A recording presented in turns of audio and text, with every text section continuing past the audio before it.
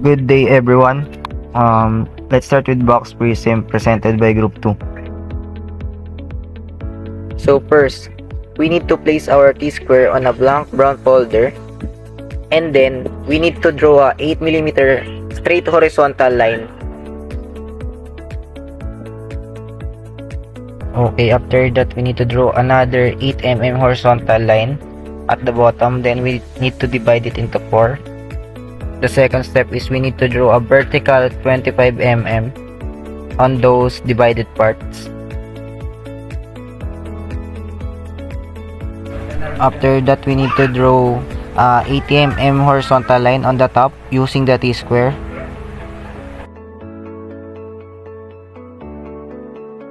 Then we need to place our rectangular ruler on the top of the T-square to make sure the line is straight, and then we need to draw a horizontal line on the second right part of the box. The next one, we need to draw another line at the bottom left side of the first square. And then we need to connect them to each other.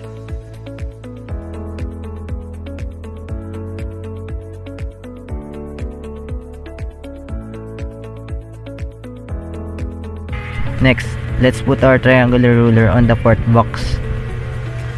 And then we need to draw another horizontal line. Let's put our T-square and triangular ruler to keep it straight, and let's repeat the same process with the opposite vertical line. Then place the rectangular ruler to mark a dot on a reference, and then mark a dot and create a seam. Then we add horizontal line on top of it.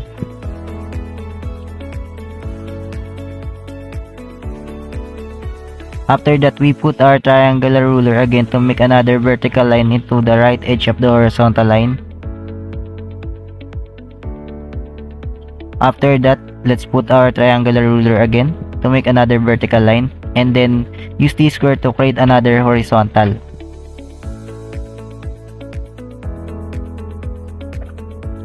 After that, let's use our triangular ruler to create a vertical line. Finally, as you can see, the seam is almost done.